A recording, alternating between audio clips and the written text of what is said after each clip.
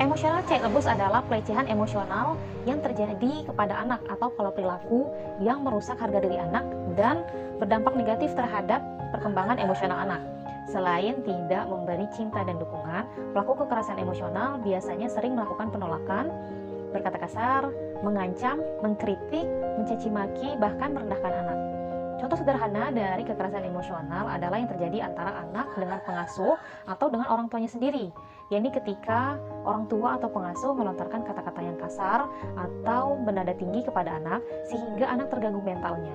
Atau ketika guru sering mengolok-olok seorang siswa di depan teman-temannya karena keterbatasan tertentu sehingga ia merasa rendah diri. Ciri-ciri atau gejala seorang anak mengalami kekerasan emosional, yaitu anak selalu gelisah. Kedua, ia selalu menghindar dari situasi tertentu seperti pergi ke rumah temannya atau ke tempat tertentu. Ketiga, prestasi di sekolahnya menurun. Keempat, perkembangan emosionalnya terganggu. Kelima, depresi.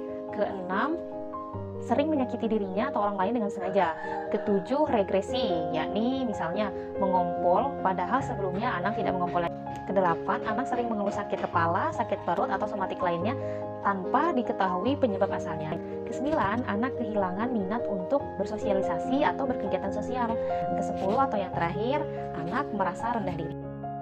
Setidaknya ada 3 langkah atau 3 terapi untuk menangani anak yang mengalami kekerasan emosional. Yang pertama adalah play therapy. Play therapy adalah kegiatan bermain yang dilakukan oleh psikolog dengan anak yang bertujuan untuk membangun komunikasi antara terapis dan anak. Langkah yang kedua yakni parent-child interaction therapy.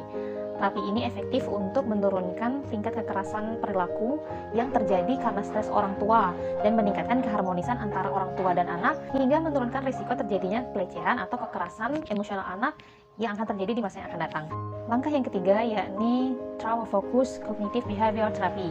Setidaknya ada 9 komponen dalam terapi ini. Pertama yakni psychoeducation, yaitu pemberian informasi tentang trauma dan reaksi orang saat trauma. Yang kedua yakni parenting skills atau kemampuan mengelola perilaku antara orang tua dan anak.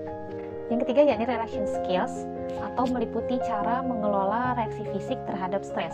4. Affective modulation skills, yakni kemampuan untuk mengelola reaksi emosi akibat trauma dan membantu anak mengidentifikasi, mengekspresikan, mengelola emosinya.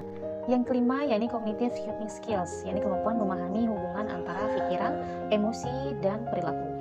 Keenam, trauma narrative, yakni anak menceritakan kembali trauma yang dialami dan bercerita secara verbal seperti menulis di buku, menulis puisi, ataupun lagu. Ketujuh, in vivo memory of trauma reminders, yakni memberikan paparan secara bertahap terhadap kejadian yang menimbulkan trauma untuk menghilangkan ketakutan spesifik yang dialami pasien, dalam hal ini yang dialami anak. 8. Ada conjoint parent-child session, yakni tujuan utama resi ini adalah untuk meningkatkan komunikasi antara orang tua dan anak. Yang 9 atau langkah yang terakhir yakni enhancing safety and planning for the future, yakni membahas tentang masalah-masalah keamanan dan hal-hal yang mengingatkan tentang trauma serta membahas rencana yang akan dilaksanakan di masa yang akan datang.